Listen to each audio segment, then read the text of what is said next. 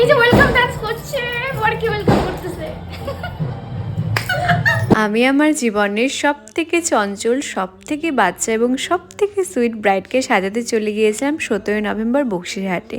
লোকেশনে পৌঁছে দেখি তখনও ব্রাইডের গায়ে হলুদে স্নান হচ্ছে। আর যেহেতু সেদিন আমার একটাই ব্রাইডের বুকিং ছিল, তাই ওকে আমি কোনোরকম কোনো তাড়া দেইনি। আসছে তো?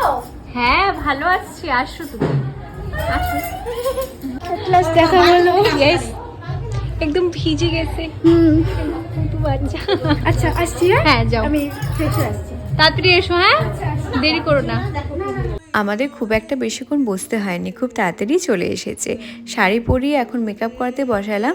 তো চলো সবার প্রথমে ওর থেকে জেনে নেওয়া যাক যে ও কেমন সাজতে চায়। তোমার মনের মতো করে সাজিয়েছে। আমার মনের মতো করে সাজাবো। হ্যাঁ, সবাই যেন ওয়াও রিঅ্যাকশন হয়, ওয়াও ওয়াও এরকম একটা রিঅ্যাকশন দেয়। শুনেই নিলে ওর সেরকম কিছু ডিমান্ড নেই, কিন্তু একটাই ডিমান্ড,